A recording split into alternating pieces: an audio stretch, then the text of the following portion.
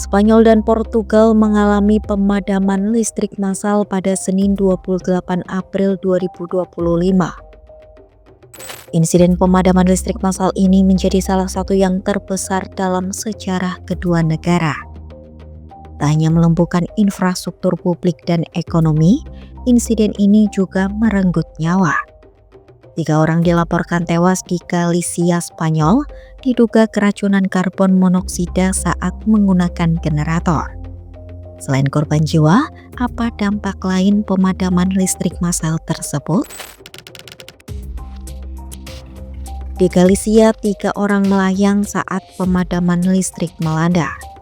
Sebelum tewas, ketiga korban terpaksa menggunakan generator untuk menghidupkan alat bantu pernapasan. Naas penggunaan generator di ruang tertutup menyebabkan keracunan karbon monoksida yang fatal. Kematian ini memicu amarah publik. Keluarga korban menyalahkan kurangnya peringatan dan kesiapan pemerintah dalam menghadapi keadaan darurat listrik. Ombudsman Spanyol dikabarkan akan melakukan investigasi khusus terkait penanganan krisis ini.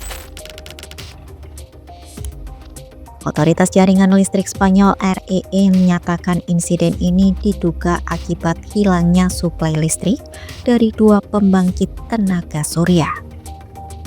Hal ini memicu ketidakseimbangan energi yang menjalar ke seluruh jaringan. Interkoneksi listrik dengan Paris pun juga terputus. Meskipun tidak ditemukan tanda-tanda serangan cyber, kejaksaan tetap akan menyelidiki kemungkinan sabotase atau serangan teroris yang menyasar infrastruktur kritis nasional.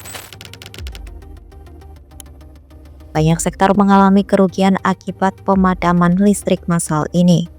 Di bidang industri, pabrik-pabrik seperti SIT dan Volkswagen terpaksa menghentikan operasinya. Lalu Bank RBC memperkirakan kerugian ekonomi mencapai 85 triliun rupiah. Sementara itu, para pelaku usaha kecil menengah juga mengalami penurunan pendapatan hingga 80% dalam sehari. Lalu di ibu kota Spanyol, Madrid, warga harus mengantre panjang untuk mengakses layanan transportasi. Pemerintah menyiapkan bus gratis dan petugas palang merah untuk membagikan air serta selimut di stasiun-stasiun. Portugal ikut merasakan dampak besar akibat pemadaman ini. Seluruh layanan metro di Lisbon tidak beroperasi sama sekali. Sejumlah rumah sakit terpaksa menggunakan cadangan daya. Penerbangan di bandara tertunda dan pemulihan di beberapa kota masih berlangsung lambat hingga 24 jam setelah insiden. Pakar energi menyalahkan ketidakpastian struktur listrik yang bergantung pada energi terbarukan. Tidak ada pembangkit nuklir yang beroperasi saat itu. Hal ini menjadi peringatan bagi Eropa untuk meninjau kembali strategi energi hijau yang tidak dibarengi dengan cadangan daya.